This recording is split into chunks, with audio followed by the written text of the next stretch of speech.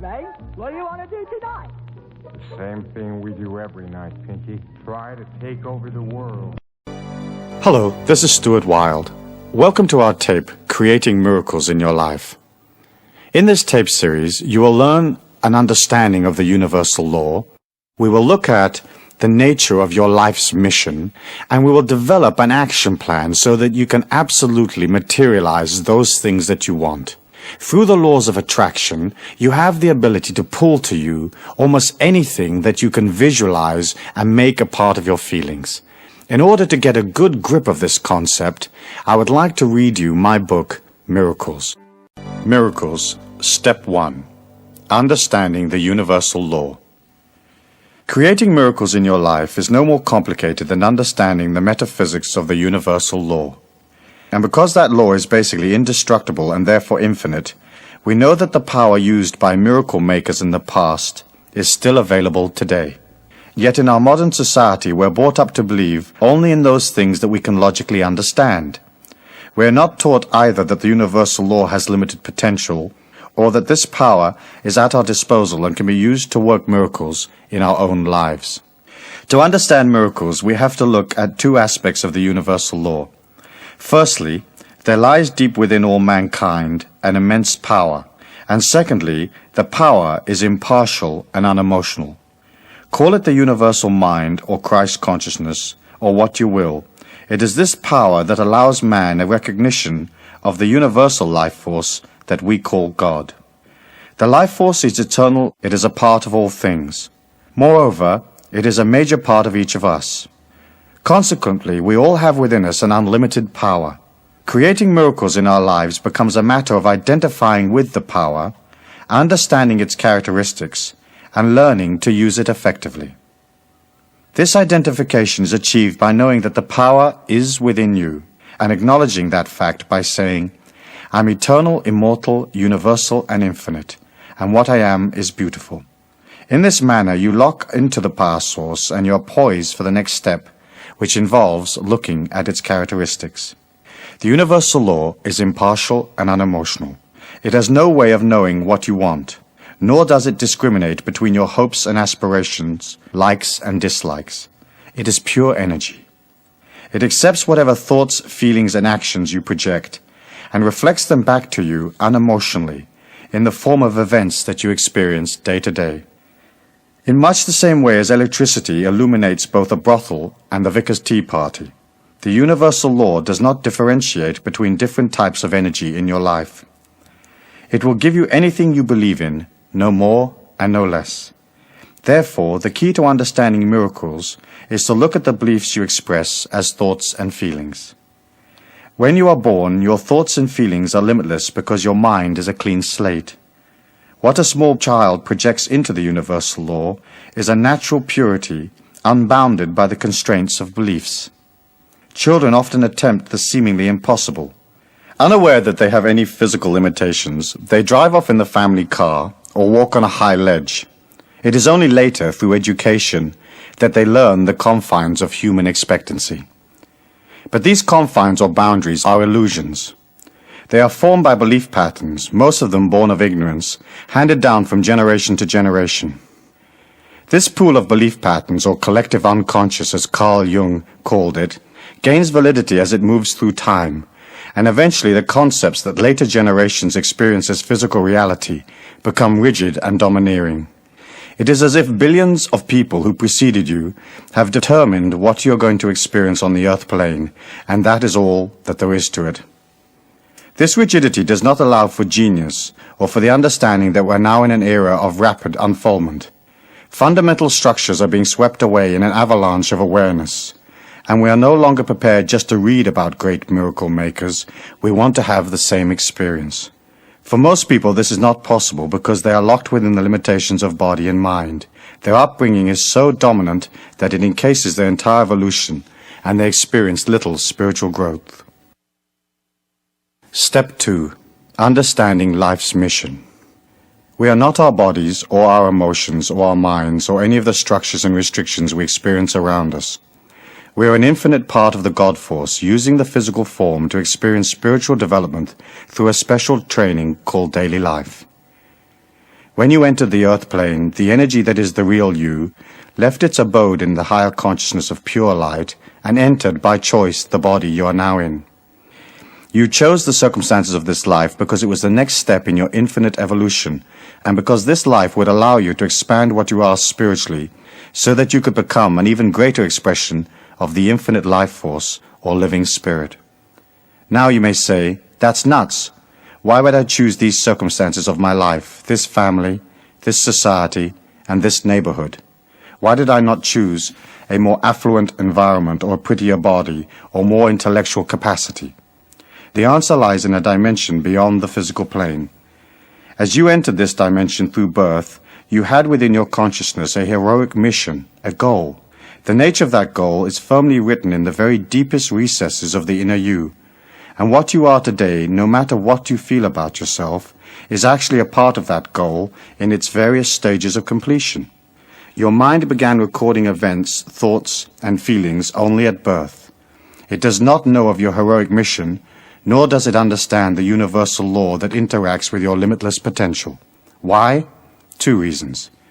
Firstly, if your mind, feelings, and emotions knew the nature of your heroic goal in life, there would be no challenge or quest, and your evolution would suffer.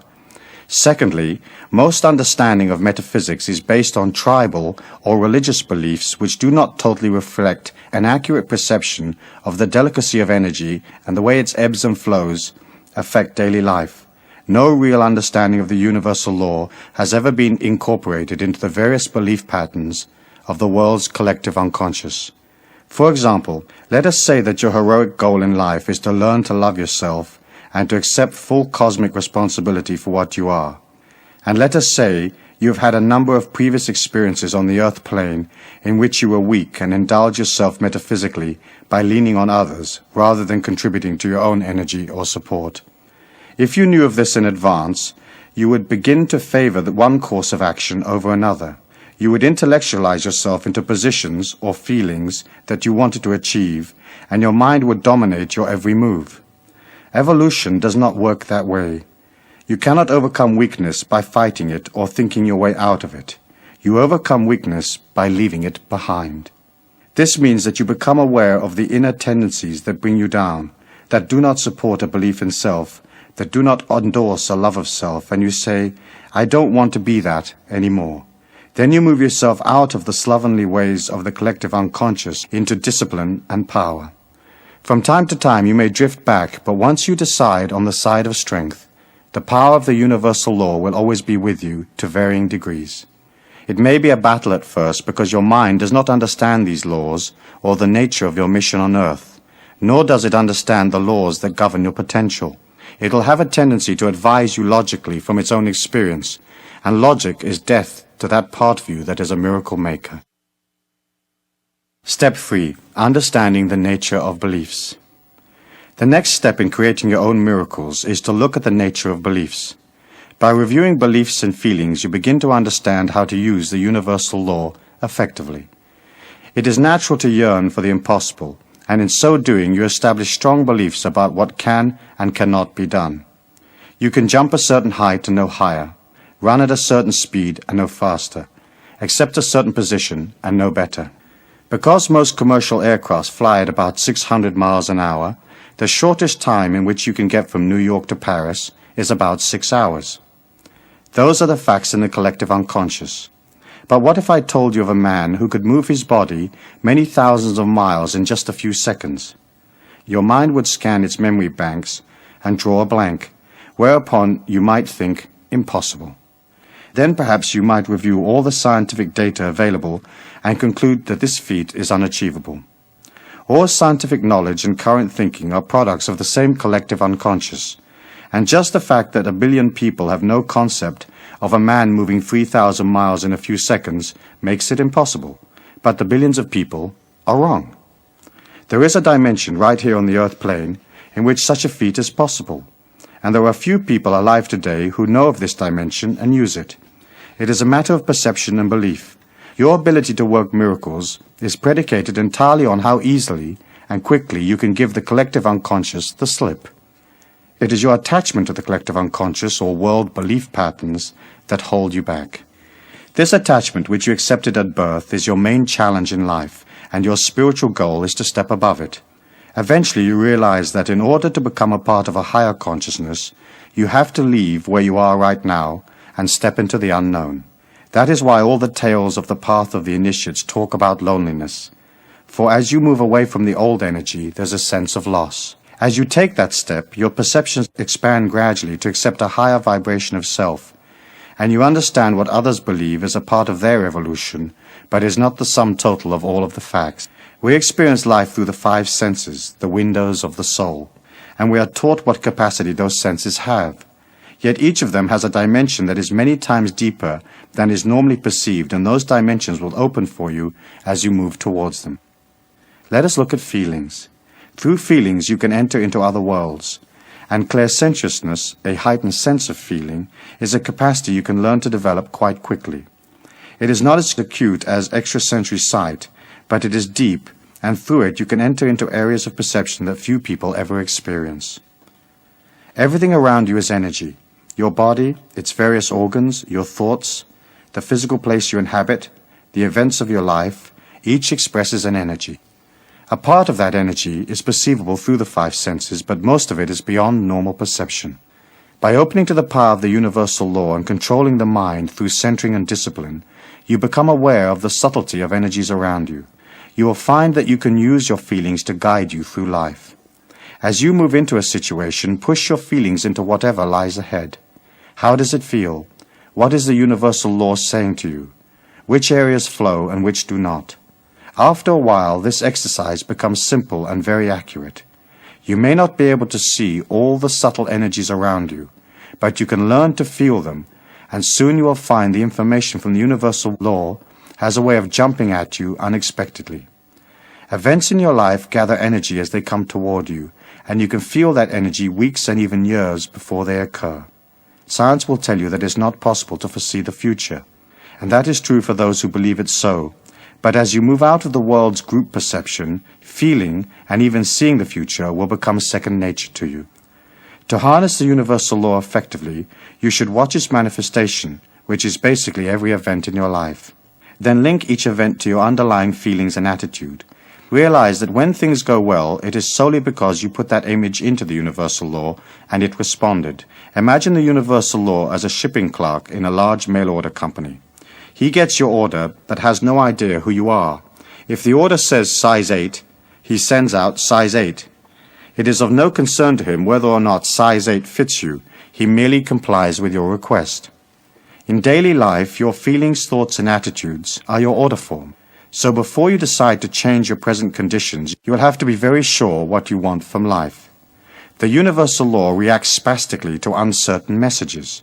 You have to write clearly, and you have to be able to accept whatever you're looking for. Let us say you want to win a large sum of money.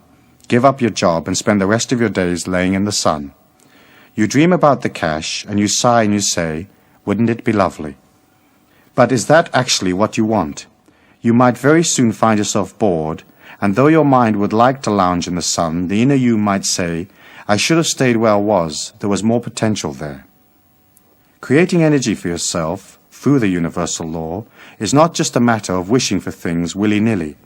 You have to realize that the power is within you, and once you take the first step towards it, whatever you create will be for your highest good. It might not be exactly what you thought you wanted, but you had better be ready for the consequences. Before embarking on a miracle action plan, you ought to spend some time meditating on the conditions or material objects you want. The universal law is the shipping clerk waiting for your clear and concise order. The currency with which you are going to pay for it is belief. To create something with absolute certainty, you have to establish the feeling within you that it has already happened, that the condition you desire is already a part of your life. That can be hard because your mind, knowing nothing about the workings of the law, fights back. You affirm, "I am rich," and your mind contradicts, "You're not." The conflict that develops confuses the universal law, which is about to deliver your heart's desire. This clash of opposing energies has been the challenge of the would-be initiate since the beginning of time. It is the hunt for the Holy Grail, or the slaying of the dragon. It states that no one enters the kingdom of heaven within until he has tamed the dragon of negativity that he inherited from the collective unconscious. Figuratively, you will have to leave the earth plane even though you may be still very much a part of physical reality. Dimensions are not out there someplace between you and the stars. They are inner worlds or inner journeys. These journeys have an inner reality and an outer manifestation in the physical. So anything you can conceive is actually a part of you right now. The fact that you do not have it to hand matters not. Whatever it is that you conceive is in a state of gradual becoming. If you affirm, I am rich, you have to start feeling rich, thinking rich, and holding a rich attitude. Walk around expensive stores. Have coffee in the best hotel in town. Begin to act and feel as if you already have the vast fortune you know the universal law is about to deliver to you. This way you create a concrete reality of wealth within your inner journey, and it will then become manifest in your outer journey, the physical world. If you can maintain that feeling and power and live as if your wish has already been granted by the universal law, your wish will be delivered, guaranteed. But you cannot be half-hearted or you will dissipate your personal power and nothing will happen. You'll have to take the path like a warrior. You're going to achieve your goal, no matter what confronts you, no matter where you are right now, no matter what adversity faces you, you will reach your objective. The universal law does not care whether you have your heart's desire or not. Therefore, you might as well make up your mind to collect. You can have anything you want, and when you create it, it becomes yours. Often we feel we do not deserve success, or wealth, or complete health, or anything else we might yearn for. We are taught in childhood that we're not worthy, or that somehow we owe something to society, or the physical plane, or that we have some kind of special sin that we should atone for before we can enjoy what we want out of life. That is not the case. The law does not discriminate. It receives your energy and delivers diamonds or plain rocks, depending on what you put in. It is very important to look at the negative feelings you have about yourself.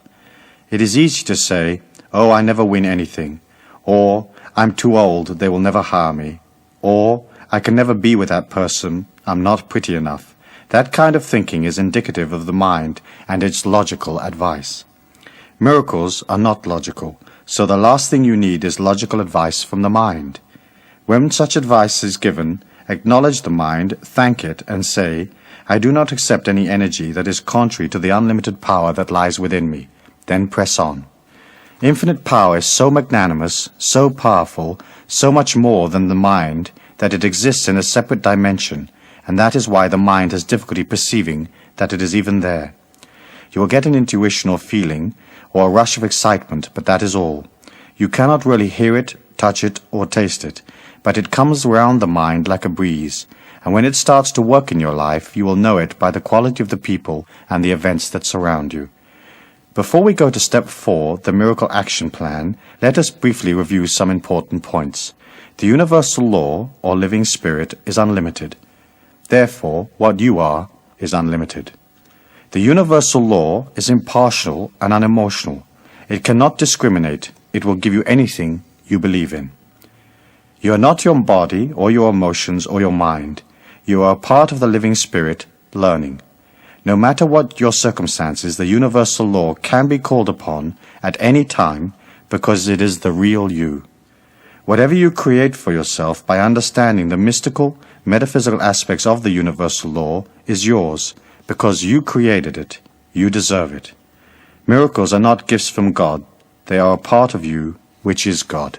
Finally, the universal law is in balance and harmony by its very nature. And so, as you set out on your action plan, you will not be able to infringe on others.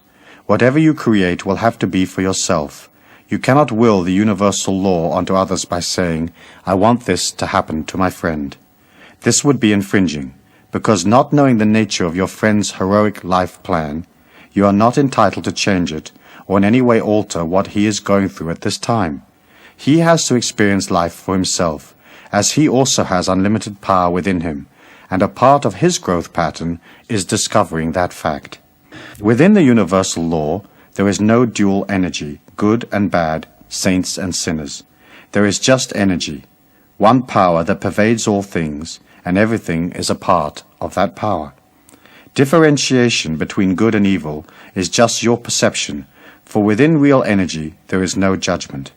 There is high energy and not so high energy, and at the end of this life you will have the opportunity to review what you have achieved, which will be a matter of how much you've succeeded in centering your life in a discipline of perceiving the living spirit and using it.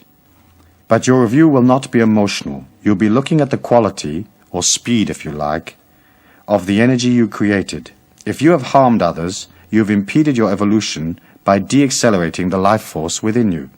That is your karmic energy, and someday you will have to understand that it was not your highest path. But you cannot judge others, because since the energy your mind perceives does not incorporate the nature of their heroic goal, you have no way of knowing exactly what they need karmically for their growth at this infinite point in their evolution. There are no accidents or victims. Each person is responsible for his own evolution. Each pulls to himself the circumstances experienced in life. He puts in an order, so to speak, and gets back 3 cracked cups. That is a part of the learning pattern, trial and error. This lifetime is yours. You may be involved in relationships and loved ones, but basically what you make of your life and how you pass through it is your evolution.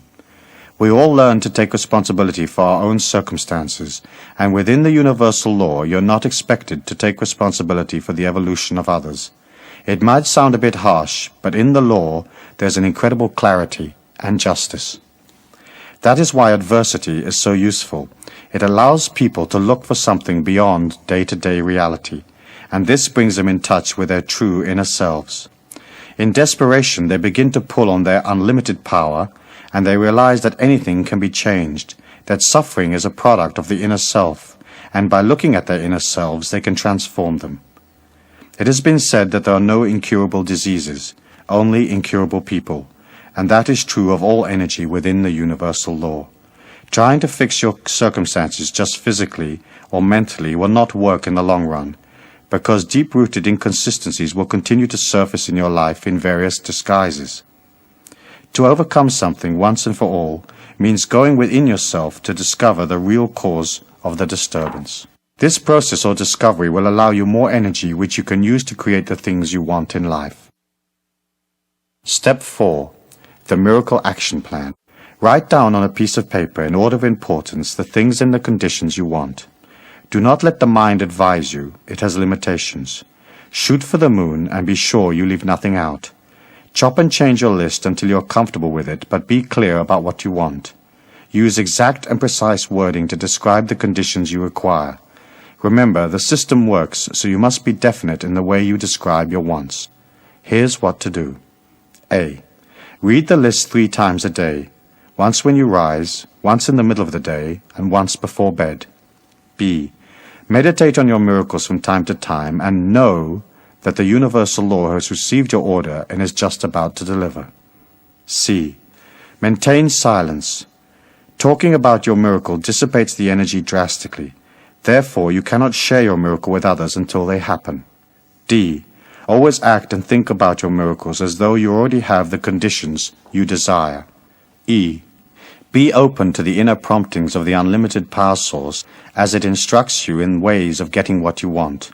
Realize that universal law has to deliver in the physical plane where you can make use of it. Your heart's desire can come from anywhere, so do not limit your field of expectation. Remain open and flexible at all times. F. Smile a lot. The first miracle is on its way. Step 5. Understanding energy. Since the mind has no way of knowing how the universal law is going to deliver your miracle, do not waste your time trying to figure out. Just know. Your thoughts should be like acorns that develop gradually into oaks. If you dig them up to discover how things are going, your tree will perish. It is important to avoid fretting. Center on the feeling that some way, somehow, the universal law will not let you down because everything in the universe is energy.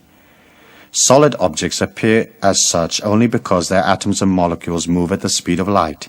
In fact, reality is both solid and not solid at the same time, and this applies to thought forms. They are real and even more powerful than physical reality because they are not constrained by the limits of the material plane. You cannot take them apart and analyze them. You have to create them and let them fly. Through your enthusiasm and belief, you energize the universal law and encourage it to deliver. Try at all times to keep your thoughts pure and on target.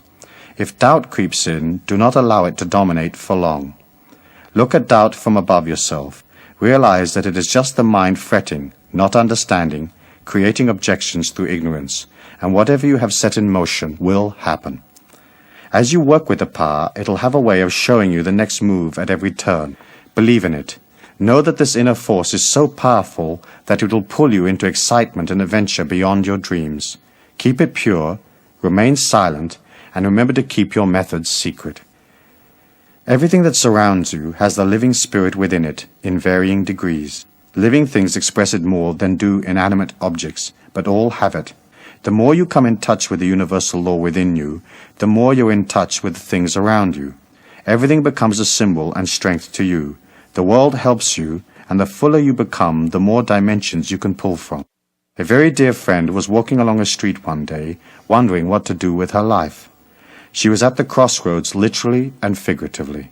Life was flat. She craved inspiration and asked the universal law to direct her. As she stepped from the curb, a passing car nearly knocked her over, and as it screeched round the corner, a book fell out of the trunk. It was a book about man's quest for the universal power, and it changed her life. Shortly, she left the town and embarked on a whole new evolutionary path that over a period of time has taken her to great metaphysical heights and into countries and relationships she could not have conceived of before.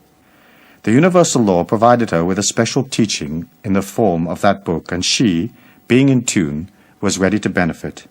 And so it should be for you.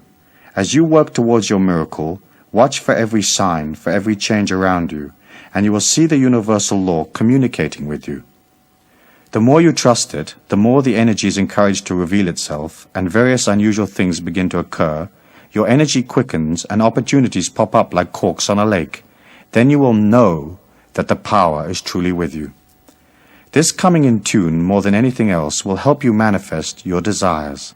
You cannot act negatively in one part of the universal law and expect the other part to deliver your miracles unaffected. As you watch your life, you become expert at reading symbols, and you see that you are the only one responsible for what you are, and that everything around you expresses an energy. The clothes you wear, the things you say, the people you associate with, the food you eat, the places you go are all statements to the universal law of what you are.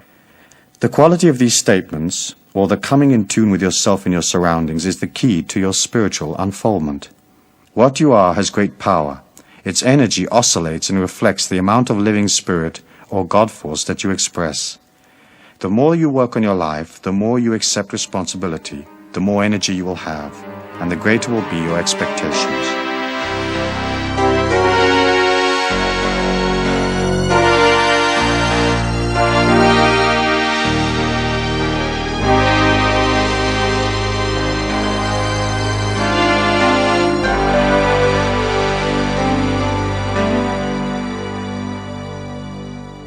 Suppose you have a special project in mind and you want to be sure that you have the maximum possible energy available. Let us say you're heading for a job interview. You've put that job on your miracle list, and the universal law has opened a door, and you're halfway there. Here is what to do. 1. Continue to see your miracle coming into physical reality. See yourself with the job granted until 72 hours before the interview, then forget it. 2. On the day of the interview, rise early. Spend as much time as possible on your own. Avoid interpersonal conflicts. Tell the universal law that you're ready and willing to accept the miracle you have been asking for. 3. Abstain from such energy-lowering substances as alcohol and drugs. 4. Eat lightly. The universal law manifests in you and through you. If you eat great amounts of heavy food, your energy slows, and the universal law within you has difficulty expressing itself. You should have salads, fruit, natural healthy food in sparing quantities. Stay away from junk food. 5. Before you set off for your interview, relax a moment. See the situation as flowing and positive. If you already know the person you will be meeting, see him or her in your mind's eye, happy and smiling, receptive to your energy. See the interview going well. See the miracle delivered. Step 6. Understanding time. Within the universal law, there is no time. Things are in a state of gradual evolvement. A tree has no concept of time because its essence is eternal. It responds to the warmth of the sun, but it is not in time. It develops from seed, expanding gradually to full maturity, and so it is with the universal law. It can deliver instantly, but if your energy is not all there, it will seem to you as if it has taken time. You have to learn patience and keep moving towards your goal, knowing that your thought forms will manifest. If you are moving towards one particular miracle and a different avenue opens up unexpectedly, take it.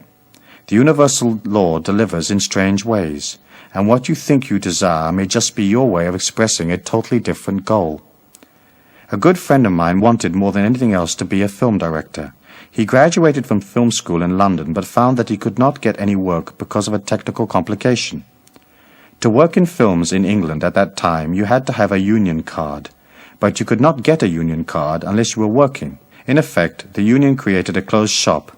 My friend's miracle was stuck. One day, out of the blue, he bumped into an old school friend who owned a restaurant, and because of his financial straits, he gladly accepted a job as a waiter. Working hard each day, he spent his spare time watching films and keeping his dreams alive through study. Each day at noon, a well-dressed old man came into the restaurant. My friend served him diligently, and over the months the two of them became friends.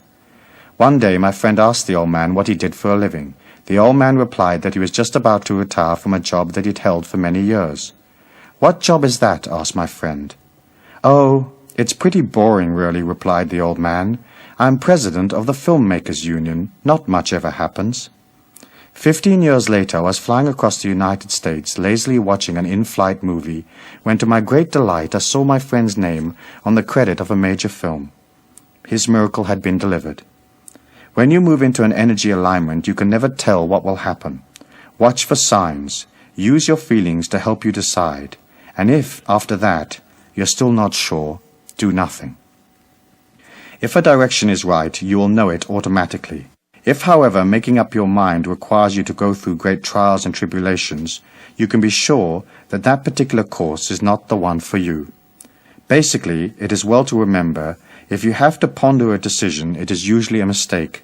When the universal law delivers, you will know. Start your miracle list with a couple of modest requests. Then as you experience the universal law delivering, you will feel the power of success around you, and that in itself becomes a valuable affirmation. Each time you reorganize your list, spend a few moments thinking about how well your last miracles worked. Affirm your power by visualizing your success. Then, as you accomplish one miracle after another, you will have the confidence to go on to other things. Step 7. Understanding your personal power. In conclusion, we will discuss how to establish an energy of power around you. Your mind's natural negative alignment will tend to make you think that your miracles are not going to come true. Therefore, in order to achieve complete success, you have to work constantly on your mind's doubt. Remind yourself that you're not your mind, and you do not accept an energy contrary to your goals. In this way, you establish a pattern of positive affirmation in your life. Write down in your own words 9 affirmations that express your belief in yourself and your complete fulfillment in this lifetime. 3 affirmations for the dawn, 3 for the day, and 3 for the night. Before reviewing your miracle list, relax, center your mind, then read your affirmations slowly. Make your affirmations strong. Be sure that you feel their power and that they mean something special to you. The words and feelings that you believe in have the strongest energy. Here are a few examples from which you can build. I am a powerful, positive individual, and all events in this day are for my highest good. What I am is beautiful, and I pull to me this day only beauty and refreshment. This day is a day of balance. I am completely aware of my body and all its needs. What I am is eternal, immortal, universal, and infinite. I see only beauty and strength every moment of my life. I see only beauty in all the people who are pulled to me, and what I am strengthens and refreshes what they are. What I am is infinite. I do not judge the evolution of others. What they are right now is for their highest good. Each action I take this day is an expression of the God force. Therefore, each action I take is a part of my infinite creativity. There is no real sin, only energy. I follow the energy of my highest evolution at all times, and so be it. I'm open at all times to communication from my inner self, and that communication leads me to my highest evolution. I give thanks for the beauty of this day, and may the energy of this night bring rebuilding and review. So be it. Your affirmation act like small twigs in a fire. As you rise, you begin to build energy in the day. Use your affirmations to keep that energy going. Center for a moment to acknowledge your infinite beauty and your place in all things, then proceed. If you're pulled into interpersonal conflict, take a few minutes on your own to repair your energy, and, before going out in the day, be sure that your energy is strong. If you care for your power and your balance and you center your life, no harm can befall you, and you enter into worlds that few people are even aware of. Create your day the way you want it. See it going well. See each person you meet as positive and open to your energy. See the day as harmonious and flowing, and see yourself evolving through each and every experience.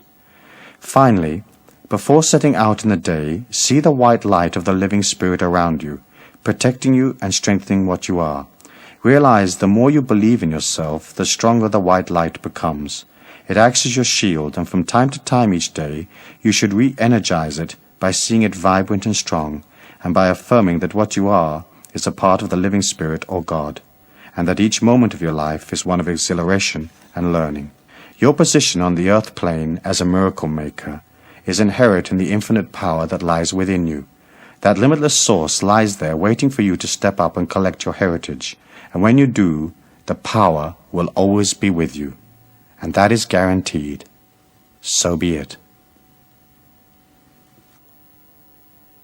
As we listen to my book Miracles, there are probably a number of concepts contained in the book that you may not be familiar with, or that perhaps is different to some of the religious or philosophical beliefs that you may hold.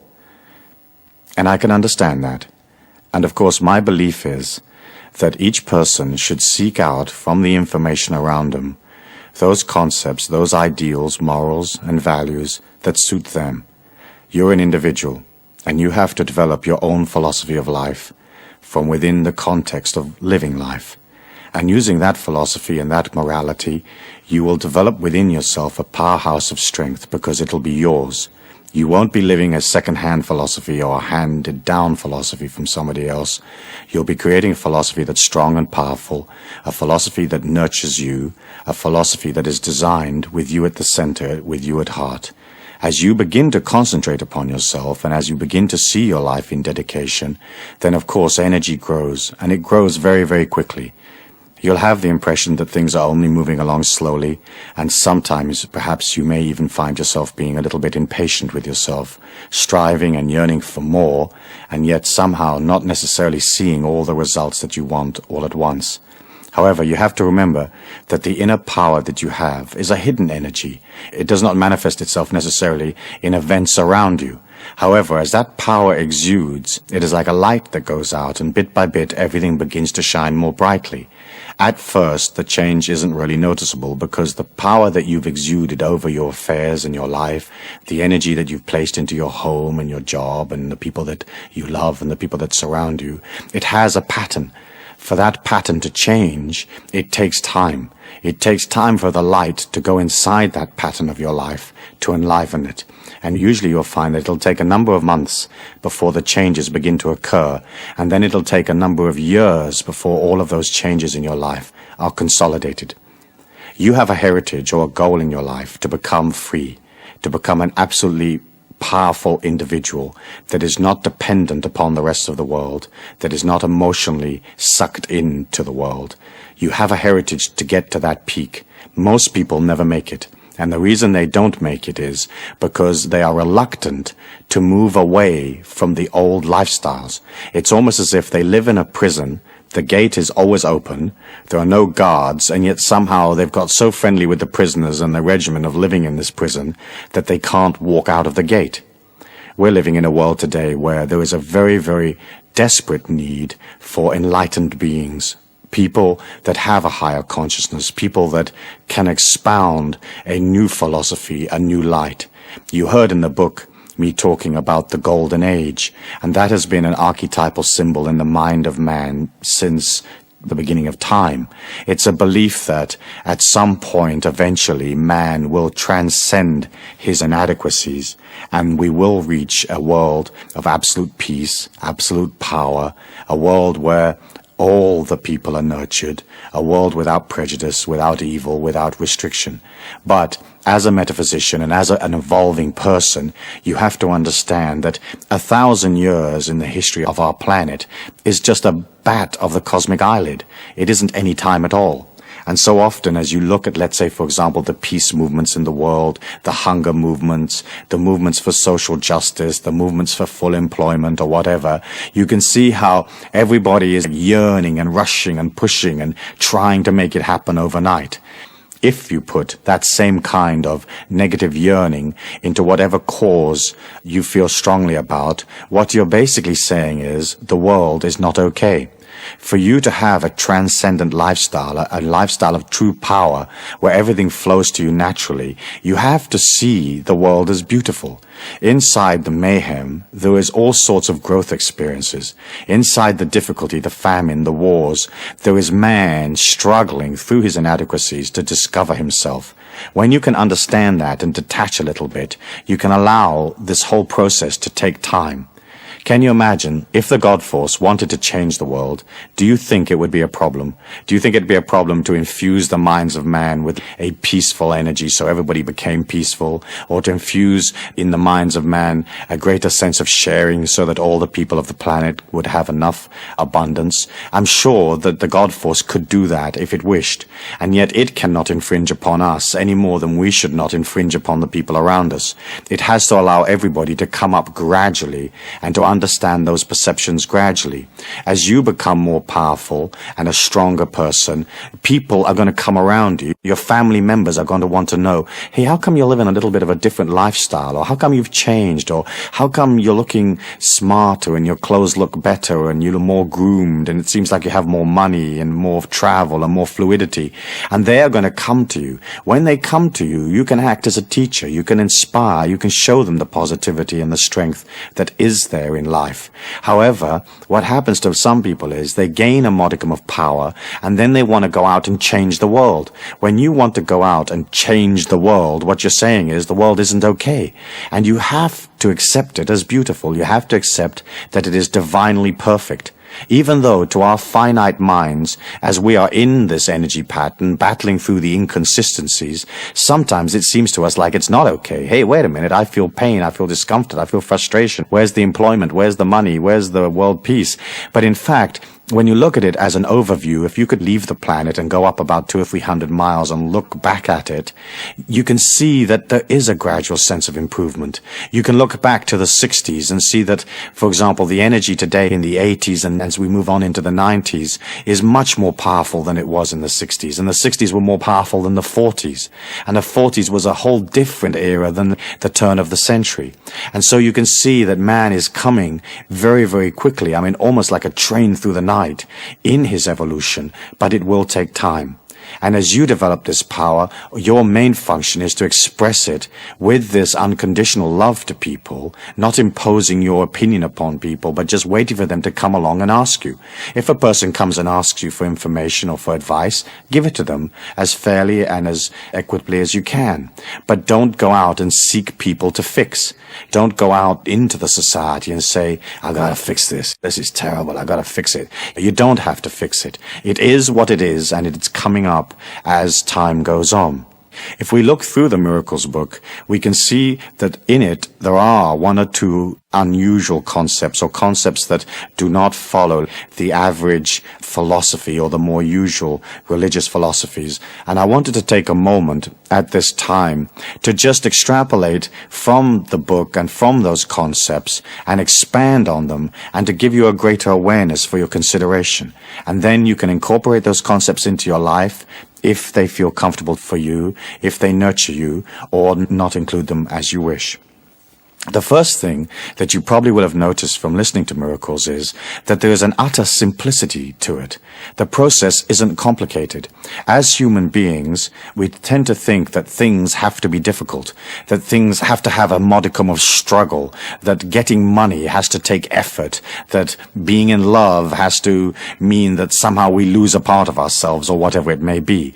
In fact, when you look at nature and you look at life and you look at energy in motion, it is utter simplicity. Think of the clarity and the simplicity of a lightning bolt.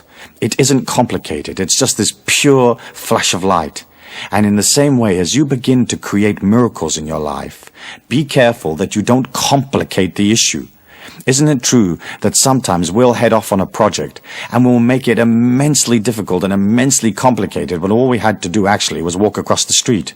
When you relax and you allow that freshness and that simplicity and that humbleness to come into your life, things appear automatically. Where it says in the Bible, the meek shall inherit the earth, meek did not mean wimpy or weak or people that you could punch up.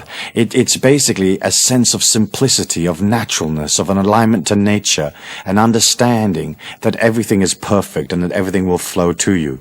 And as you come out of the intellect and more into this magnanimous feeling of limitless inside of you, the simplicity begins to develop and everything has a natural beauty. The next concept that I wanted to discuss was the concept of God as energy rather than as a personality.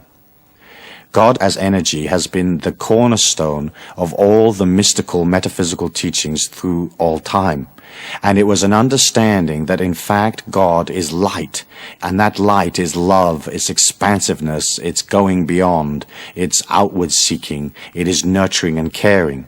In the old tribal days, you could imagine these tribal people with a very limited education, with sort of very low IQs, with very low life expectancy, living in difficult circumstances in the desert in North Africa, or a tribal person living in Central Australia. They didn't have an understanding of complex energy patterns. Psychology only began in the 1900s. Words that we take for granted like ego and persona and dream interpretation and psychoanalysis are all very modern concepts. In the olden days, tribal man did not go into his mind to seek out the complexity of the psyche, the complexity of the subconscious mind. And so you had a tribal system where there was no electricity, there was no modern appliances. They just lived on the land with their animals, with their loved ones and tribal members around them. And so they had tribal leaders and tribal princes. Dukes owned various chunks of the territory. There were warlords and shoguns. And so it was natural for them to express a higher power or a divinity in a personality. I think one of the things that I found most interesting as I studied history and I studied the philosophies of nations as they developed was that most gods are male. In almost all of the traditions, they're male. And the reason that they are male is that the hierarchies of the tribes, the princes and the priests and the leaders of those tribes were also male. There wasn't a conception of powerful goddess female. There has been that goddess energy naturally throughout the whole of history. But generally speaking, if you look at the major religions and the major philosophies of the world, God is always a male figure. And the reason that is so is because the tribal leaders and the warlords and the people that ran the tribes were considered the most powerful energy within that tribe, and they were masculine because they lived in a very earthy time. They had to be warriors to survive. They had to scratch a living from the earth with no tools, no electricity, no equipment to do it with. And so it was very important to be strong, and if you weren't strong, you died. In biblical times, life expectancy was only 20 to 30 years. I mean, if you were a 30-year-old male, you were old. I mean, really old.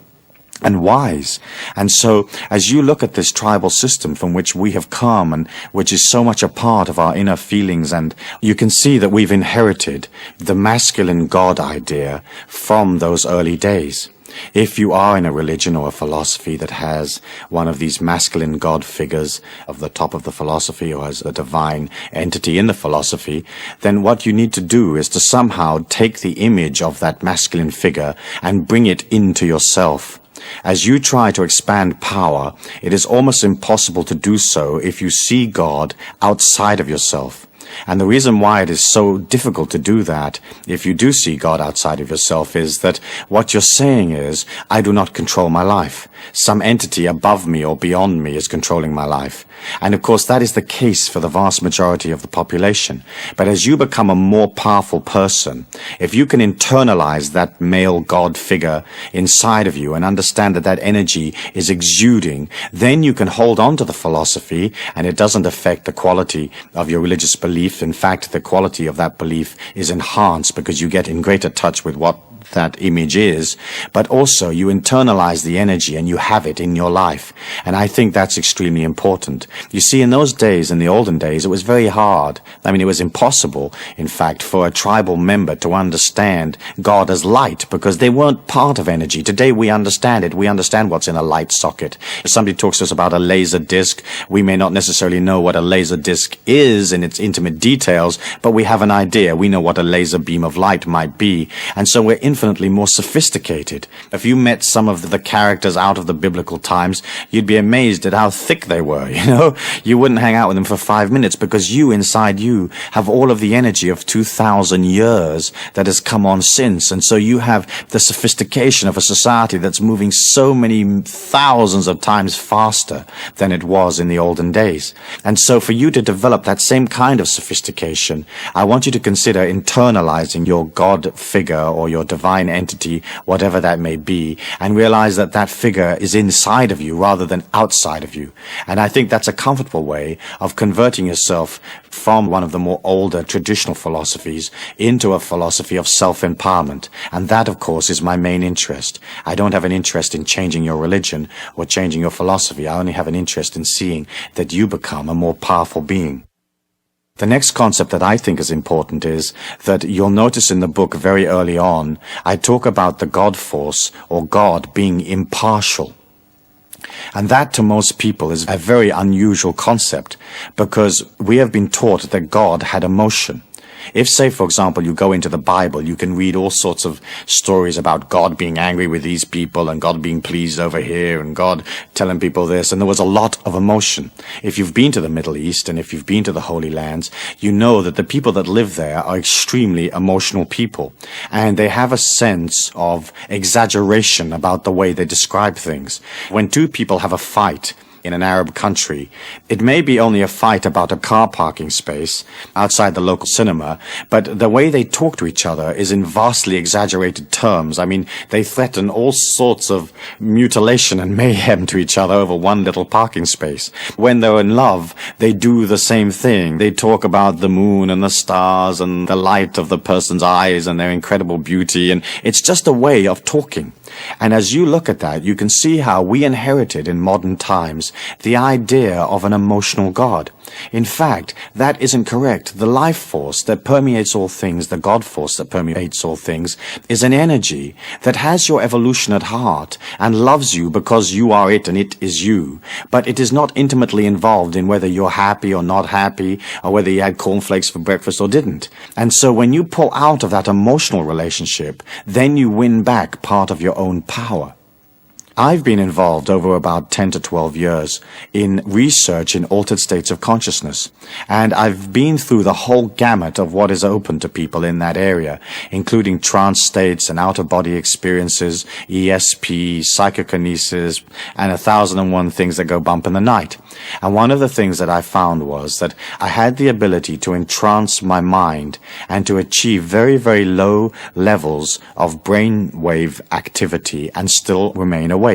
A normal person, or a person that hasn't trained in brainwave techniques or in altered states of consciousness, as their brainwaves slow down, they automatically cross the threshold into sleep. And the training basically that I was involved in was a training of learning to stay awake when the brain is basically dormant. As I got involved in that, I began to see symbols, and I trained in understanding how symbols express themselves in those inner worlds. And one day, when I was in a meditation, in a trance, I saw this tube. and it's the same tube that people who've had near-death experiences describe. And it's a tube that seems to lead to other worlds. If you're familiar with those near-death books, basically what happens is somebody has a terrible accident and they get them to hospital and they basically die. And in that death process, they come out of their bodies and usually they go up this tube or this tunnel. And at the end of the other tunnel is some kind of celestial kingdom. And often they're met by some kind of spiritual entity or Jesus or whatever their symbol is. And then, because their body recovers on the operating table, they get twanged back into their body. Usually the spirit entity says, "Not yet." And then bang, they're back. And the surgeon's pumping adrenaline into their heart. Well, one of the things was that when I was in these altered states of consciousness, I saw this tube. And eventually, over a period of years, I had the ability to move up through this tube and to direct my consciousness to the other end of the tube and to enter into those celestial worlds. One of the first things that I discovered there was the nature of this God force or this light. And so when I talk to you about the God force, I'm talking to you from my own experience. Subjective as it might be, it's an experience that I've actually had. And the light is more magnanimous, more loving, more expansive than there are real words to describe.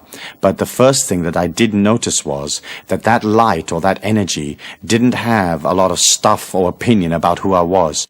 Unconditional love is the total acceptance of another being, and the way that the God force relates to you is to totally accept you. If the God force was emotionally involved in your life, then that would not be total acceptance.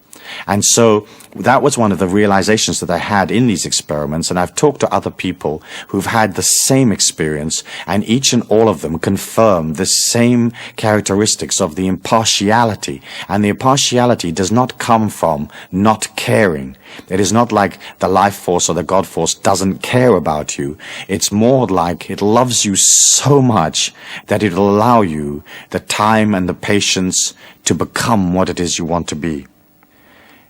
As you look at the book, you can see that I talk about how the world is energy, and that your body is energy, and everything that you are is energy.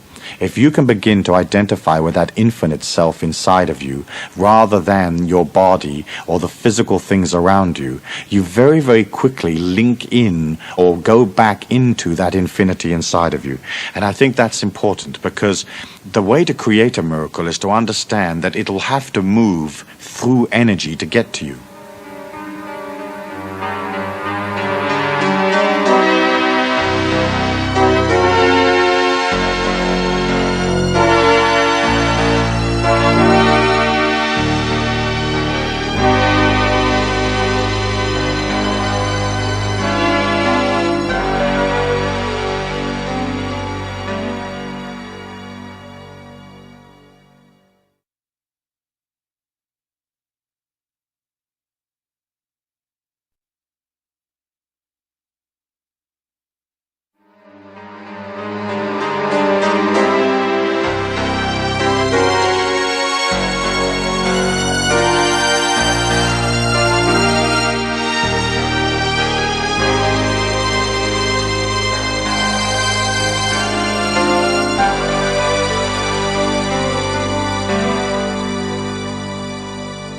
If you see the world as very solid and factual and intellectual and logical, then there isn't any logical explanation as to how you may be healed overnight, or any logical explanation as to how you may receive a vast sum of money tomorrow without effort.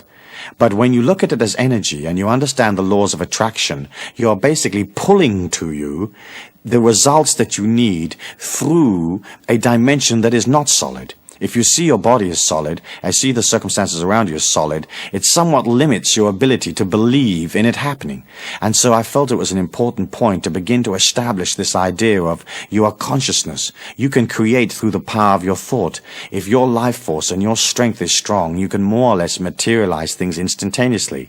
If it is not so strong, it'll take time, but you're thinking in terms of something coming towards you in a sea of energy, rather than through the fragmented a more obscure logical process where often there isn't a logical explanation as to how things actually work.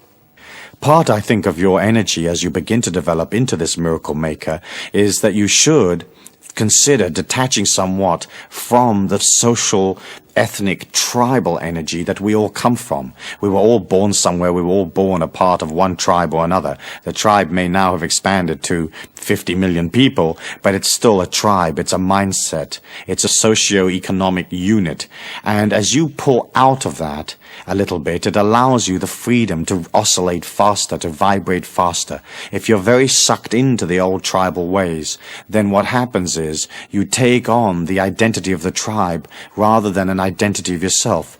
So let's say, for example, you're Irish. You can love Ireland and you can read the Irish poets and you can recall the times that you had in Limerick and Tipperary or wherever it is that you came from. But within your Irishness, you have to bring that back inside of yourself and say, I am an individual. The fact that I was born in Ireland was a factor of my evolution. But first, I'm an individual. Secondly, I'm an Irishman. And as you begin to detach one pace or one step away from the tribal energy, then again you begin to win back your power. You begin to win back that power that will create the miracles for you. Throughout the whole of time and throughout the history of man's struggle within himself, there have been initiates, there have been great beings that have managed to go beyond the limitations of the earth plane. And the way they did it was they won the battle of the mind. There's a part of you that will hold on to the negativity, the fragmented, the ego, the belief in limitation, and there's a part of you that is expansive and loving and joyous and heading out. And those two parts will always be in contention with each other. At the beginning, perhaps, the negative part or the personality part may be much, much stronger than the infinite positive, expansive part of you. And the name of the game is to begin to overwhelm the negativity with positivity. You've heard me talk perhaps in the past about being careful with your vocabulary, being careful with the way that you present yourself. If you're going to come out of positivity, you have to come out of it all of the time. You have to establish that energy inside of you, an energy of hope, one of transcendence, one of serving humanity without infringing upon them. And then as you begin to do that, the inner mind that it retains so much of that negativity, that darkness, it begins to back away. But you have to remember that you've been on the earth plane a certain amount of years, and that inner mind is not going to let go just because you say, oi, get out of here. It has dominated. The inner mind, that negativity of the inner mind, it has control of your life, or it has had control of your life. Often it'll make you sick. It'll make your body sick just to control you. It'll cause difficulty just to be able to feel that it is in control. As you begin to become more infinite, the ego or the dark part of the mind begins to back off, and you may have a feeling that you're dying. And of course that is a natural feeling on the path, and it isn't your physical death that you're looking at. What you're looking at is that the personality is giving ground to the infinity, and so the personality will have a feeling of it's losing importance or dying. As you push out as a miracle maker, and as you begin to get this action plan going, you have to establish in your feelings the idea that 1, you are worthy, 2, you can receive. So often in our society we put an emphasis on giving, that it is more blessed to give than to receive. But you have to understand, for every giver, there has to be a receiver. When you feel comfortable in receiving, when a person offers you something, take it. It doesn't matter whether they offer you a polyester lame shirt with a nude on the front that sort of moves when you move. You take it. You say thank you, and you take it. And it doesn't matter if you don't want it. Because sure enough, if it becomes a part of your possessions in that kind of energy, then somebody will come along to you and they'll say, listen, I'm going to the party, and I need a polyester shirt with a nude on the front that moves when I move. And you'll say, well, I've just got the perfect one. Begin to practice accepting. When you see money in the street, pick it up. Even if it's only a penny or a cent or whatever, pick that thing up. When somebody offers you something, take it. When they offer to help you, accept it. When they offer to heal you, let them heal you. When they offer to give you money, accept their money. And as you begin to open to receiving, then that energy can come to you. Look at nature. It doesn't have a problem receiving. The animals don't sit there and think, gosh, I better give rather than receiving. They're flowing naturally and simply through the forest, and they receive. And they receive nurturement for one kind or another, food and water and whatever they need to survive. And so I want you to center upon that. I want you to center on being a person that is ready to receive. And once you are comfortable with receiving, then the quality of your giving is enhanced because you're bigger.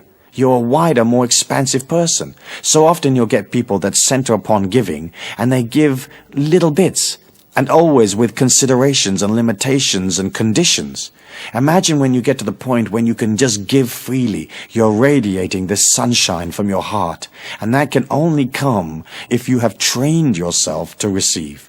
And so I want you to watch as you go through next week and the week after. I want you to watch how well you receive. Are you an expert in receiving? Have you graduated from the University of Receiving? Because, interestingly enough, that is the key to being able to become expansive. You may remember in the book I said that you are on your own. And that's true. The divinity inside of you comes to the physical plane for your evolution. If you concentrate on that power inside of you, the miracle maker, this limitless energy, then what happens is you become stronger. All of the philosophies and most of the major religions teach that we're not supposed to concentrate upon ourselves. We're supposed to concentrate on, first of all, a God outside of ourselves, and secondarily, on people in the society that we're supposed to assist or aid in some way. The philosophy that I teach is one where you turn and you face yourself, understanding that if you become strong, then you have a gift that you can take to society. So many people I meet as I travel and do seminars in the Pacific and all over the world, they want to serve humanity, they want to give, and yet they don't really have any true power with which to give. They want to assist the world to go beyond poverty, but they don't have any money themselves. They want to heal the world, but their body's sick. And so as you're looking at that, you understand that you're on your own. The fact that you may be with a wife or a husband and have children and loved ones and business associates and associations of one kind, all of that is to reflect you back to yourself. That is its function, and that's the function of interpersonal relationships. They are there so you learn about yourself. And in fact, you are an individual evolving through the physical plane, and that individuality is sacrosanct, and you have to make it important. And I don't mean it in the ego sense of the word, but remember that you are on your own. You come in as an individual, and you go out as an individual. You'll remember in the book also I said that universal law has no way of knowing what it is you want. That sometimes is confusing for people because they think in terms of God being all-knowing. And the way that I would like to explain it to you for your consideration is this. Whereas the God force or the life force is in all things, which is true, it does not have a concentration minute by minute on each individual part. It would be the same as if you owned or were president of a huge multinational corporation. You may know that you have a branch in Nigeria, but you don't know at 9 a.m. on Tuesday whether the secretary is off sick or not, or whether the electricity has blown a fuse and the telex isn't working, or whatever it may be. You're not intimately, emotionally involved in the day-by-day, hour-by-hour events in your office in Nigeria. All you're interested in is the information that flows into your head office, and that's how you're controlling the situation, or that is how you're allowing this corporation to evolve. The life force, being in all things, not having an opinion, being impartial, is not involved in knowing what you want or having a decision. It is not as if God says, for you to be rich is good, for you to be poor is bad. God doesn't say, we want you to be healthy. And it doesn't say, it's bad to be sick. It doesn't have an opinion. And if you think about it, that idea sets you free. Because once it doesn't have an opinion, it can reflect back to you exactly what you are with an uninterrupted and totally pure reflection. You don't want a reflection coming back to you that has somebody's opinion in it, because you'd be heading off to the beach and the opinion might say, go to the concert, if you know what I mean. And so, when you understand that, you have to be very clear about what it is you want and what you put into the universal law. As you look at your miracle action plan, you can't be wishy-washy. If you just put in an affirmation that says, I want more money, what does that mean? If you walk over 10 cents in the street, you've got more money. So that's it. That's the energy of that idea gone. So you're looking at being specific and yet leaving it open enough so that it can come from anywhere. So you would say, I would like to increase my abundance tenfold in the next 6 months. You're giving yourself time. It's a specific idea. And what you're saying is, it's not coming from here and from there and from over there. I'm ready to increase my abundance tenfold in the next 6 months, and I will take it from anywhere because I already have inside of me this feeling that I'm honorable and that it's good and it's holy and it's just for me to receive. And so, as you put specific ideas into the universal law, it gives you specific results. Often people will have concepts, goals, and ideas that are so wishy-washy that they can't even explain it to another human individual, let alone explain it to a light, to a God force that reflects exactly back to them where they're at. If you're in confusion, if you have a certain amount of indecision about what your heroic life's goal is or what your mission in life is, then you need to begin to get back inside of yourself and get clear. And sometimes that may take months, but that's okay. You have plenty of time. And as you uncomplicate your life and you move towards simplicity, up from within you naturally comes, hey, I want to be a violinist. Hey, what I really want to do is go and live on a farm in North Africa or whatever it might be. The key to that miracle-making process is balance. Without balance, you really don't have a chance, because what you're trying to do is this. You're trying to use the infinity or the light in all things to carry to you the result that you want. And because the light comes out of purity and balance, it can only be congruent with you if you are balanced. And balanced means a balanced physical situation. You don't have to heal everything going on in your body, but at least it has to be balanced, and you have to love yourself by caring for your physical body, working on it, being aware when things go wrong, being aware of putting in the correcting action, going off and studying and knowing about your body. And then the second part of balance, of course, is emotional, which we have talked about in the past. And then the mental balance is understanding that for the miracles to happen, you can't engage too much logic. Otherwise, you destroy your belief in the miracle showing up. And between those three items of physical balance, emotional balance, and mental balance, you walk through the physical plane in a measured and powerful way. You don't rush. You don't allow yourself to get out of control. You don't give away your power unless you particularly have to, or unless you make it your decision to do so. And you try to keep as much of your life as immaculate as possible. Then as you begin to create this action plan and you begin to put those miracles up in your mind, you're going to have to remember that there is no time, because we live in a state of eternal now. And in that eternal now, you have to create your affirmation or your visualization or your goal in your feelings. If you can feel it, granted. If you can feel yourself moving through those circumstances that you desire so much, they will be there. If you think that they're outside of you or that they're attainable at a later date, then you'll never pull to you those things that you want. And then as you begin to resonate those feelings and you begin to nurture this little flame of your own intention, then because it is within you and because you believe it, it is granted. But there is a time lag between you conceptualizing the feeling, conceptualizing the goal or the miracle action plan, and when it is delivered. And in that time, you are going to have to be patient. No negative yearning, no frustration, no stomping your foot or whatever. You have to wait. And the more you wait, and you know it will be there, that in itself becomes an affirmation where you pull it to you. 10 years in the life of a human being is not a long time. It seems long because we live it minute by minute, hour by hour, day by day. But 10 years is not a long time. And so as you put out those ideas, you wait. Any kind of negativity, any emotion, any negative yearning, and you destroy the plan. As you begin to change yourself into this exhilarating, exciting, fluid, adventure-seeking person, I like the use of affirmations. And affirmations are words that you invent or words that you particularly like, that mean something special to you, that affirm your individuality, your power, your strength. For example, the first affirmation in the Miracles book that I read out to you was, I am a powerful, positive individual. All events in this day are for my highest good. Let's just look at what you're saying there. You're affirming that the power lies with you and not with somebody else. You're affirming that there's a positivity and goodness and heroicness in that power. And then you're looking at the day and you're saying, whatever happens is a part of my greater evolution. I'm not so intimately involved in the motion of what's going on. I understand that all of it is for my highest good. And as you begin to create that kind of affirmation within yourself, and you repeat them from time to time, what happens is that the contents of your mind changes. Then what it reflects out into life changes, and the quality of your life improves. The last part of this that we need to consider is the concept of creative visualization.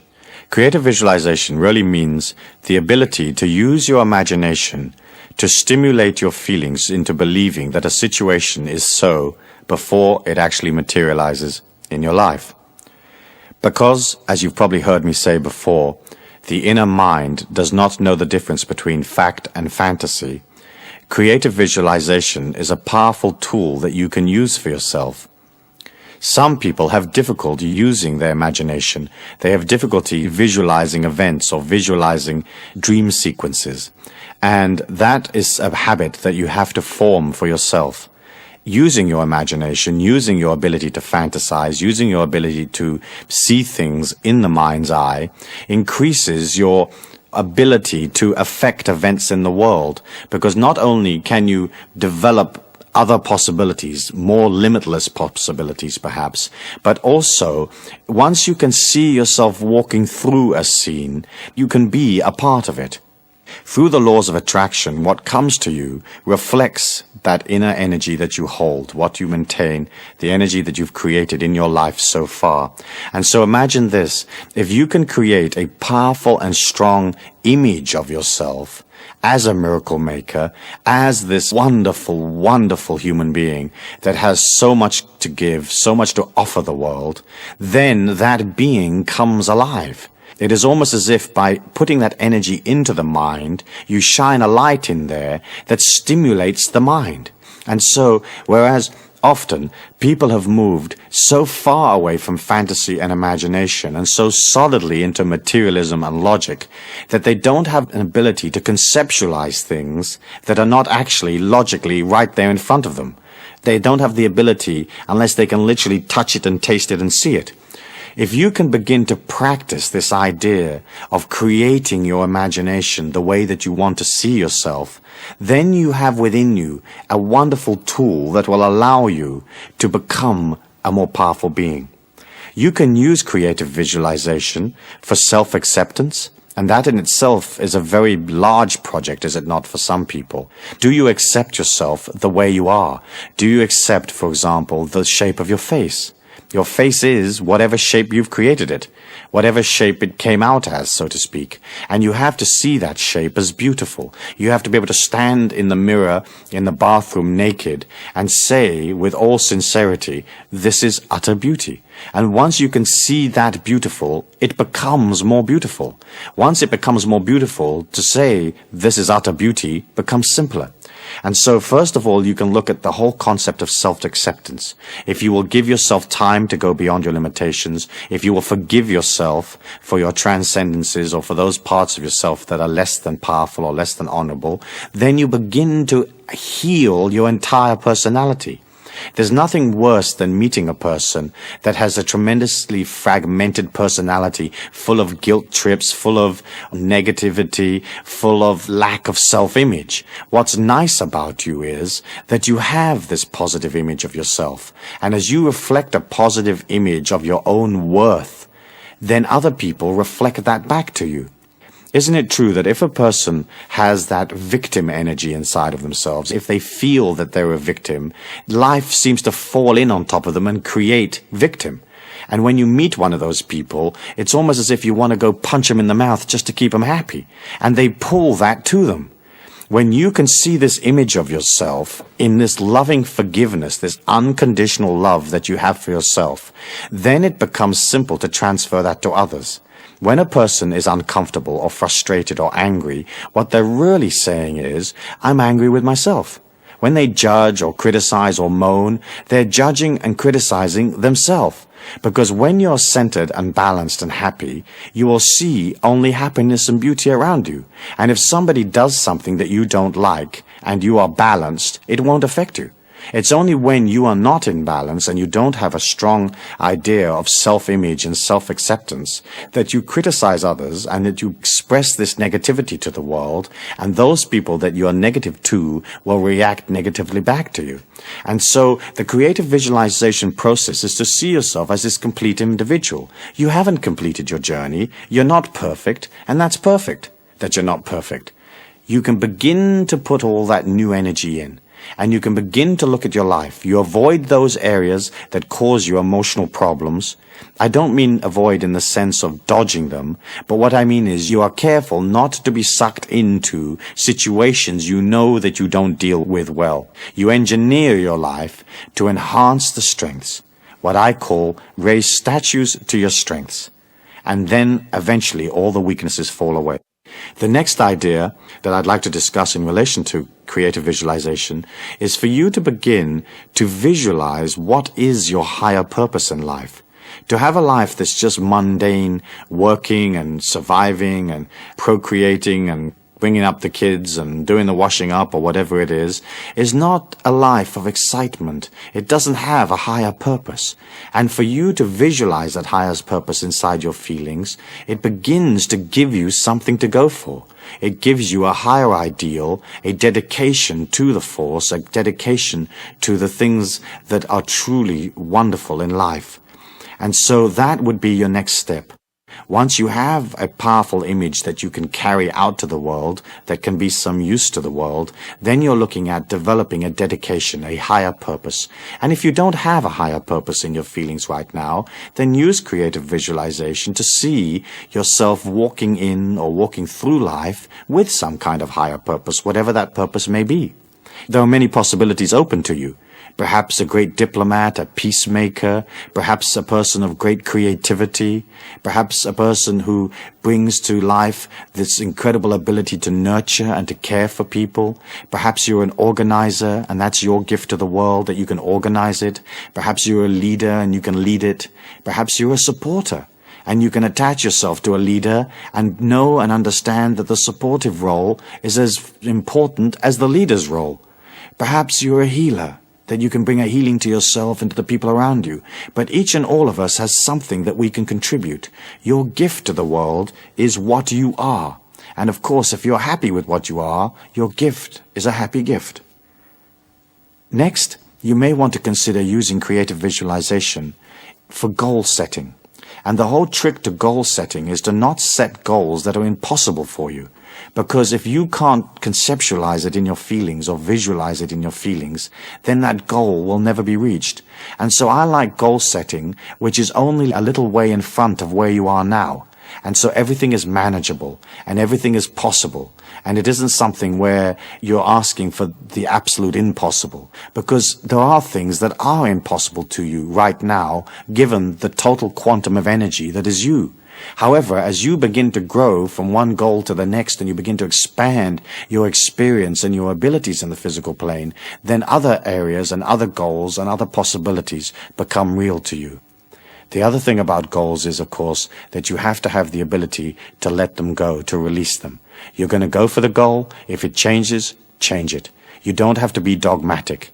Isn't it true that when you see people that set out on some kind of quest in a very dogmatic way, and they live 20 years in the desert looking for some type of little beetle or something, you often wonder, why do they bother? Why didn't they see that after 1 or 2 years in the desert, looking for this beetle was a totally worthless way of spending their life? But what happens is we give the mind a task, and it's almost like it fixes itself upon that task. And I think it's important for you to be fluid and to change the goals whenever you need to. You can use creative visualization to see yourself through projects. If you have a project that you have to deliver at a certain time in a certain place, or you have a creative idea, more than likely you're going to pull to you other people that will help you make that project work. And as you begin to pull other people to you, you have to understand that they will have all their own beliefs and their understandings of what the project is, and somehow you have to transfer to them what it is you want, how the project will be handled, how the thing will materialize. As you do that, you have to have a strong image of what is the project. And creative visualization allows you to run through in your mind. It's a bit like a dress rehearsal where you run through the project and you see it coming to its final glorious conclusion. As you run through the project in a creative visualization process, you can not only look at any kinks and bumps and things that perhaps you may need to change in order for the project to be successful, but also you begin to infuse the project with light and positivity. It's almost as if the project is an idea in the mind of man. You are pulling to you other people. You have to create the project in their mind, and all of you have to infuse the project in light. When you look at the physical plane, it is all materialization of thought form. If you look at a famous bridge, that's a solid bridge, but it was originally a thought form. And the thought form had to have light, it had to have positivity, it had to have the ability to complete the project, it had to have follow-through, financing, and maybe 1,000 people worked on putting that bridge together. But somebody somewhere was guiding that thing and granting everybody an idea of what the thought form is. Hey, this is the thought form, this amount of scaffolding, this amount of steel, this amount of concrete, this is how we'll hold the bridge up, this is how we'll pay for it. And so when you go through creative visualization, you can infuse into your life this light that will allow these projects to take place. It's particularly important, say, in a business situation or in an office, where you have to motivate other people and a whole group of you have to get together to materialize an action plan or a sales force or whatever it is that you're doing. As you begin to see all of those people responding positively to you, you can also begin to use creative visualization to see them understanding what the project is. Often, when a project fails, it fails because of a lack of communication. People cannot read your mind. You will think that they automatically know what you feel and who you are and what you want. They don't. And you can say to somebody, please dig a hole here. And you presume they know what you mean. But inside the mind of the person listening to the instruction, they don't necessarily know. And what they think is a hole here may be a totally different concept of what you think dig a hole here means. And so they dig a little round hole that's a foot deep, and what you really wanted was an oblong trench 30 yards wide. And so if you understand that, using creative visualization and becoming organized in your feelings, you get a very clear concept of what you want. Then you can say to that person, I need a hole here. It needs to be 30 yards long, 3 yards wide, and it's going to go from the lamppost to the tree. And everybody understands what you want. And usually you're going to have to find that you're going to have to tell people 3 times before they really understand something. So later in the conversation you will say, by the way, do you know how long this hole is? They say, yep, 30 yards. Okay, where's it got to be built? And they'll say, well, it's got to go from the tree to the bus stop. You say, nope, it's got to go from the tree to the lamppost. And they say, fine, I've got it. Then you go back and you say, how wide's the hole? And they say, well, you want it as wide as a spade. And you say, nope, I don't want it as wide as a spade. I want it 3 feet wide. And you begin to explain to people what you want. And you can only do that if it's a conceptual idea in your feelings. And that conceptualization in your feelings has clarity. And so as you begin to use this process, you can see that what you're really doing is you're becoming organized and you're clearing yourself out as an individual.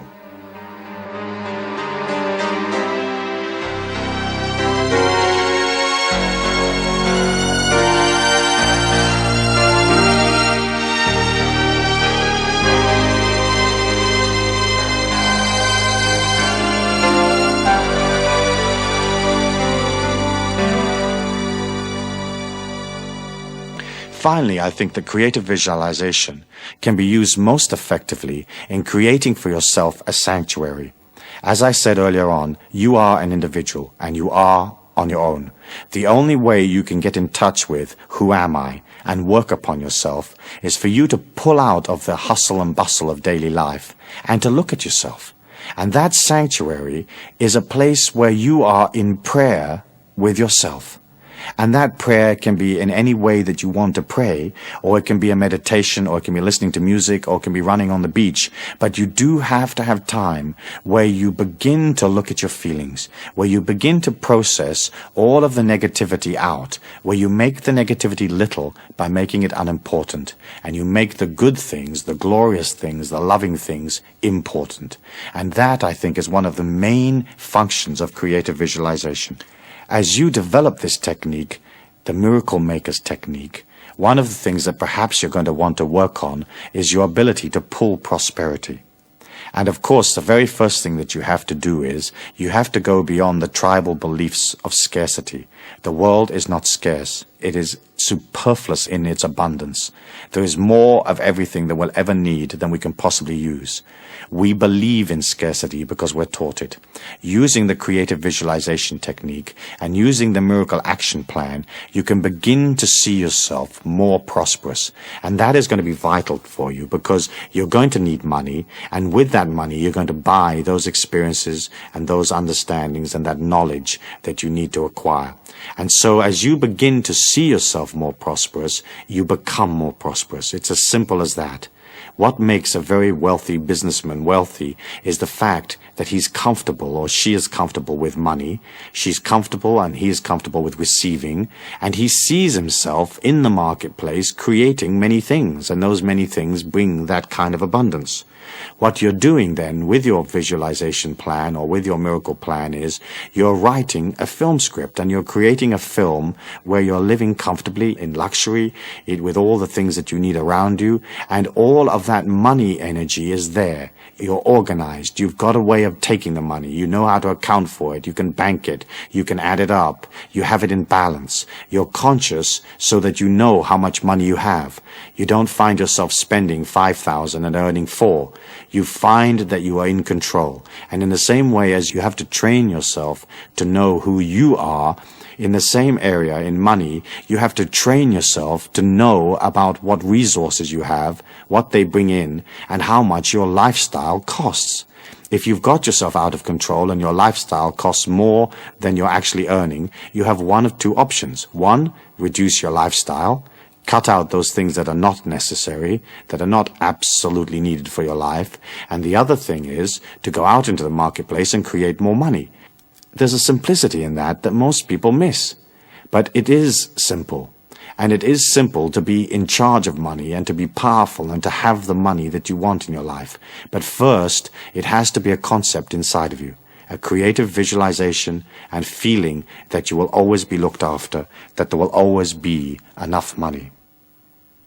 As you develop desires, as you develop goals, you have to understand that your goal has to be like a purpose in life rather than an addiction. As you develop a goal to become a great musician, that would be a purpose. And the purpose of being a great musician would be, 1, you're expressing creativity, 2, you're doing something you enjoy, and 3, you're giving that joy to others. If that purpose becomes an addiction, it becomes obsessive, then you begin to destroy the quality of the desire. The whole reason why desires come about is that it's almost as if you can ignore them. Once you have the desire, you can put it out there, you can do all the things that you're going to need to do to materialize the desire, but also a part of you has to release the desire. And if you say, well, if I don't become a great musician, what I'll do is I'll just get joy from playing whatever music it is I play. I'll get joy from listening to other people's music. I'll get joy of creating this dimension of sound around me that gives me pleasure. And so you have to be careful with that, because so often desires become obsessions. And that, in a way, has a way of destroying your ability to materialize that desire. It all really goes back, does it not, into you believing in yourself. And of course, you can't say to a person, hey, believe in yourself, if they don't. What you have to do is you have to begin to see your life as an affirmation of your belief in yourself. And as you begin to see where the successes are, what works and what doesn't, then slowly but surely you come into an energy where believing in yourself is natural. You naturally know that you can follow through, that you can deliver. Finally, I'd like to say this. The planet Earth will be healed. There will be prosperity for all people. There will be an end to wars. There will be a golden age. However, as humans, we have to understand that it may take time. It may take a long time. But we can be sure that it will be there, because it is so much part of the inner yearning of humanity. When you pull out of the day-to-day life and you become prosperous, you become peaceful, your body is healed, you have already created the golden age within you. And so if we are walking on a planet and there's 4.9 billion people, if you are one that has the golden age there already, you begin to create that for everybody else. Your gift to the world will be this power that you create. And you will create it silently. You won't wear it on your sleeve, sort of pushing it upon people or bragging about it. You just create power. And you create this golden age around you, and people will see it inside of you. And they'll say, gosh, isn't that person marvelous? I mean, aren't they wonderful? Look how calm and peaceful they are, how poised they are. Look at their sensuality, their beauty. Look at their understanding, their knowledge, their wisdom. And you become that energy. Nobody is going to come down to the planet Earth and wave a wand and fix it for us. We're going to fix it as individuals. You fix it for yourself, and then you radiate that magnificence to others. That is your gift to the world, and that is your higher purpose in life. Thank you.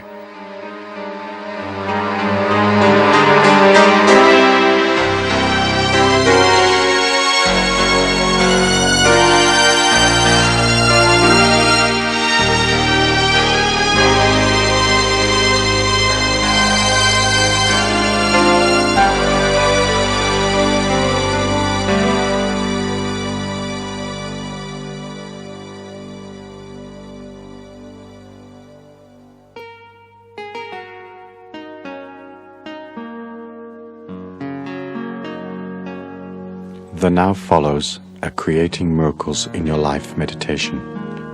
Before we begin, take 1 or 2 items from your miracle action plan list, those things that you wish to materialize in your life, and review them in your mind. Find a place that you won't be disturbed in. Find a comfortable chair and sit down.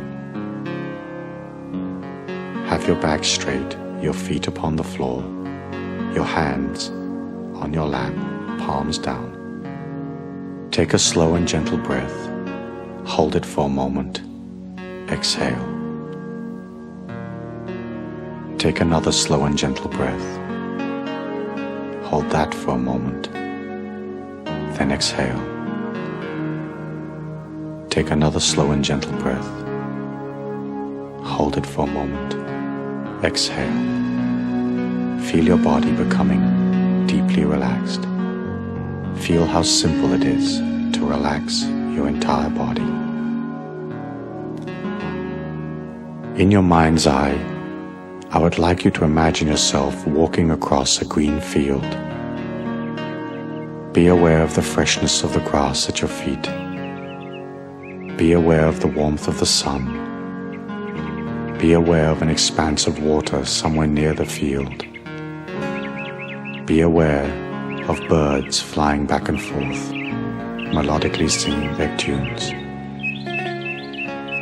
And as you walk through this field, I want you to become aware of a sense of deep inner calm, a sense that you and nature are one and the same, that you have within you the same abundance that is in nature. And as you walk along this field, I want you to be aware of a small hill in the distance. Walk up towards the hill, and as you get to the top of the hill, I want you to find a comfortable place to sit down. Sit with your back straight and your feet upon the floor, your hands in your lap, palms down. Take a moment to put your mind into your left foot and totally relax your left foot. Next, put your mind into your right foot and relax your right foot. Then transfer your mind into your legs and totally relax the muscles of your legs. Feel your body becoming more and more relaxed. Relax your upper torso. Release all tension from your chest. Take a slow and gentle breath. Hold it for a moment. Exhale, going deeper and deeper, deeper and deeper. Release all tension from your neck and your shoulders. Relax the muscles of your arms. Feel your hands heavy in your lap.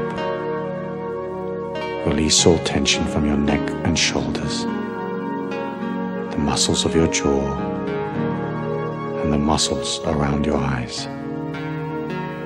Take a slow and gentle breath. Hold it for a moment. Exhale.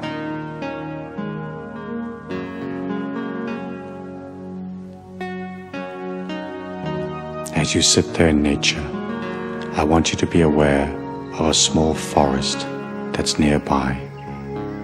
Get up from where you're sitting and walk calmly and gracefully toward that forest.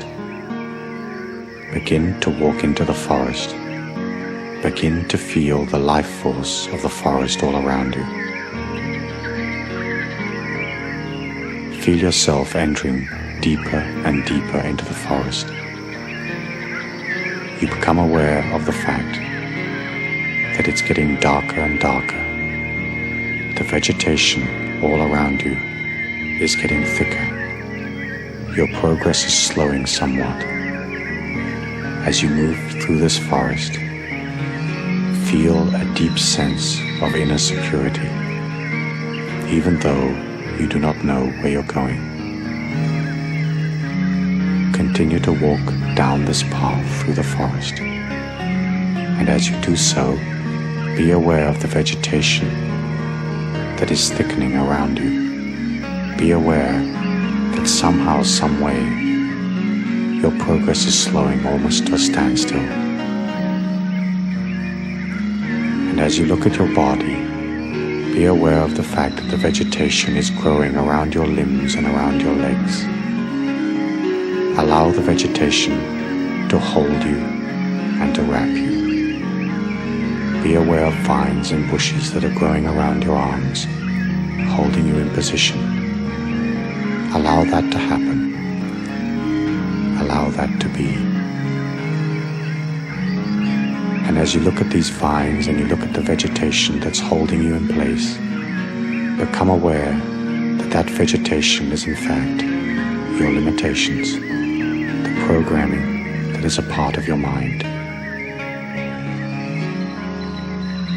Be aware of how much that limitation has served you in the past. Be aware of how those limitations have allowed you to reach this point in your life.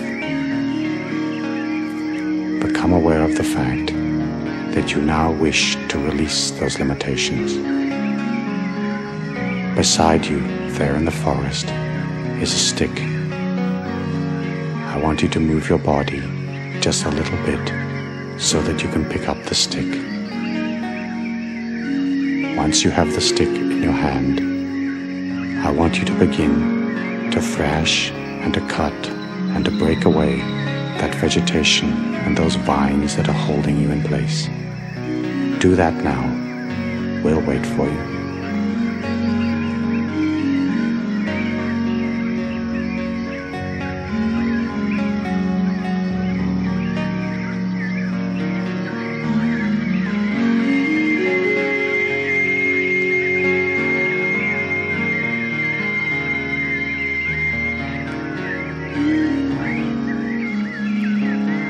As you release the limitations around you, realize how free you are becoming without all those encumbrances, without all those old belief patterns holding you back. And as you free yourself from the vines and the vegetation that was holding you, I want you to continue along your path down through the forest. You're perfectly at one and at peace with all things.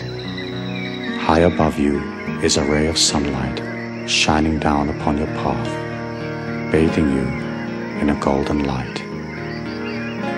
And as you walk down this path, I want you to be aware of a large rock covered in moss. Go up to the rock and find a comfortable place to sit down. Be aware of the golden light shining upon the center of your being. Take a slow and gentle breath, and as you exhale, say silently, "My expectations are truly limitless." Put up in your mind's eye the first item on your miracle action plan. Take a good look at that thing that you truly want in your life. As you look at it, become familiar with it and become familiar with the way it feels.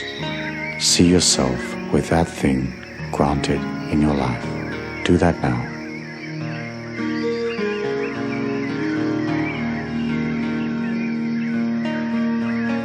When you're truly familiar with what that thing feels like, I want you to put it on like an overcoat and have it permeate every molecule of your being. Make it a part of your life. Feel it granted. Know that it is there. Next, put up another item from your miracle list and take a good look at that. Turn it around. Feel yourself a part of it. Feel those circumstances unfolding in your life. Be sure that you and the thing that you desire are one and the same, congruent in every way.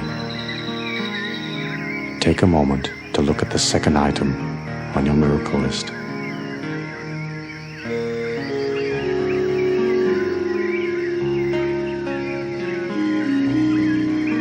Once you're sure that you really know what that is, and once you can feel yourself a part of it, and it is a part of you, put it on like an overcoat. Have it permeate every molecule of your being. Take a slow and gentle breath. Hold it for a moment. Exhale, going deeper and deeper, deeper and deeper. Finally, put up the third item from your miracle action plan and take a look at that. Remember to be sure that you know how it feels. Remember to make it a natural part of your life.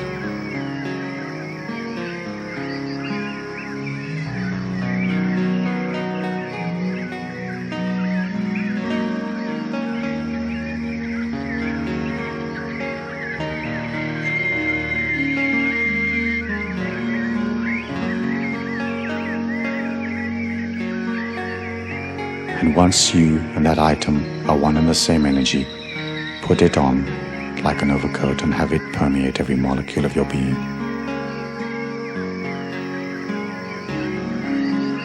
Be aware of the ray of golden light shining upon the center of your body and allow that body to diffuse through your entire being.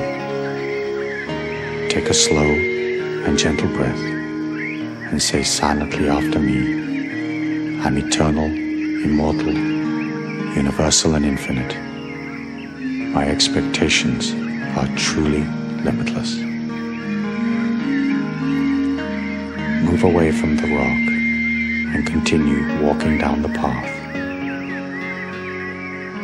As you walk down the path, going ever deeper and deeper into the forest, become aware of a nature spirit or some type of nature being sitting on a tree stump up ahead of you. Take a moment to honor the spirit of the nature being and then walk up towards it. Realize that the nature being is truly powerful, truly all-knowing. The nature being tells you that you may ask it one question about your life and it will answer. Ask your question now. We will wait for you.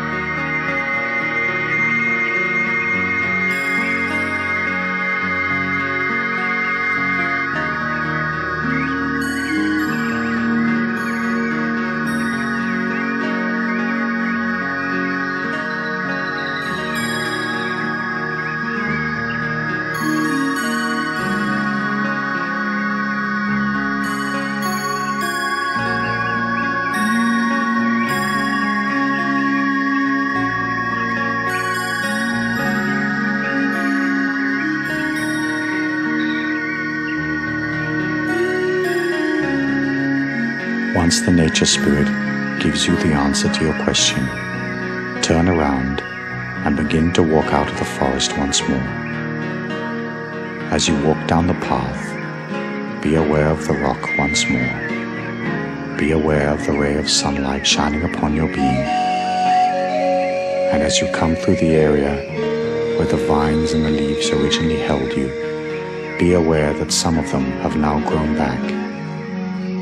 Take the stick and cut away the last vines, the last limitations. And when you feel totally clear of any restriction or limitation in your life, walk gradually and peacefully out of the forest.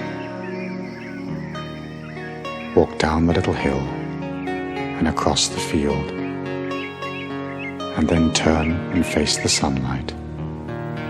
Allow it to shine upon the center of your being. Take a slow and gentle breath and repeat after me. Change is a natural part of my life.